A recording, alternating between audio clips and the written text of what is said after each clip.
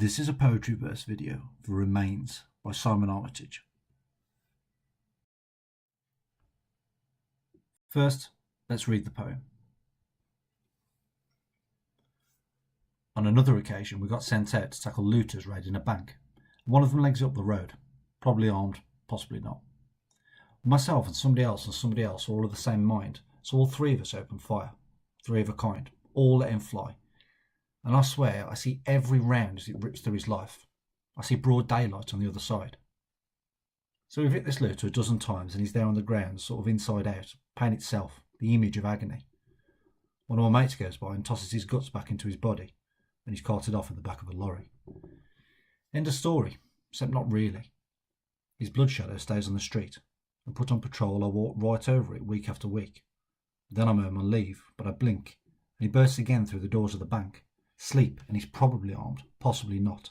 Dream, and he's torn apart by a dozen rounds. And the drink and the drugs won't flush him out. He's here in my head when I close my eyes, dug in, behind enemy lines, not left for dead in some distant, sun-stunned, sand-smothered land, or 6 feet under in desert sand, but near to the knuckle, here and now, his bloody life in my bloody hands.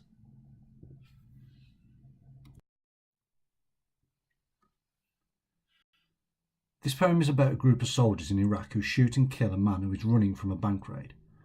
It focuses on one of the soldiers' memories, that of Guardsman Troman's. This makes the conflict seem personal, graphic and troubling. He can't get the man's death out of his mind and is haunted by the guilt of it.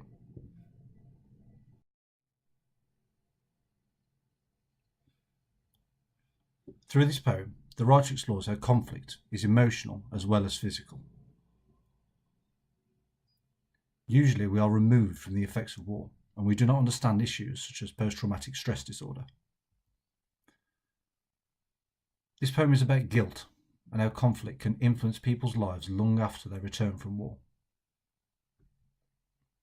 The narrator seems confessional. The poem exposes how humanity deals with death. Armitage uses colloquialisms and switches from the first person plural, we and us, to the first person singular, I, my, to make the trauma and torment seem more personal.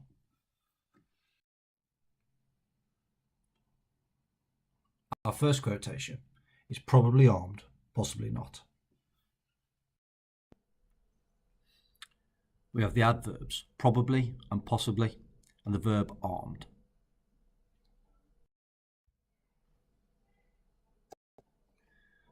The adverbs create a sense of confusion and uncertainty. The doubt emphasises how the soldier has gone over and over the story in his mind. The verb armed has connotations of threat and danger. If the man was armed, then the soldier was acting in self-defence. If not, he sees it as murder. This indecision symbolises the conflict in the soldier's mind. Armitage allows the reader to question the idea of death. Is it easier to comprehend if you believe it is the right thing to do? Our second quotation is end of story, except not really. This quotation is a clear volta, or turning point, in the poem.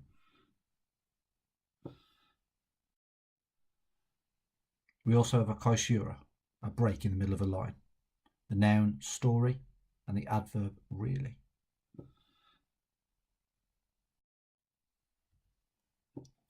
The noun story could symbolise the typical news coverage we see of war.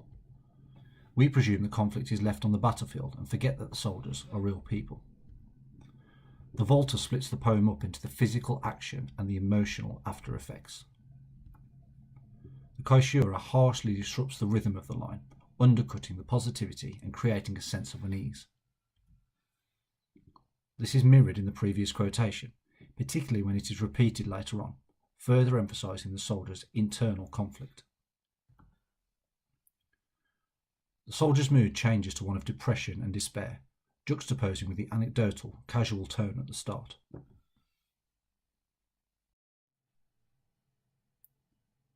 Our final quotation is his bloody life in my bloody hands. The idea of bloody hands is used as a metaphor for his guilt. It's a possible reference to Lady Macbeth.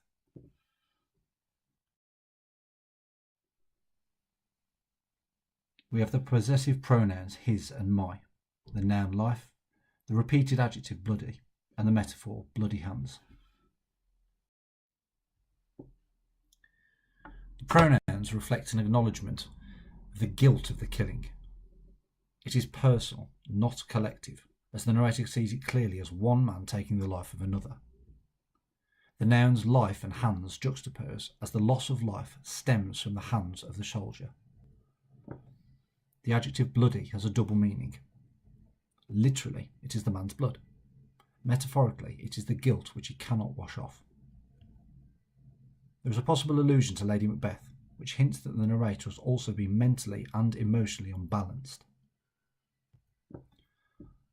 Conflict is presented as long-lasting, life-changing, and haunting.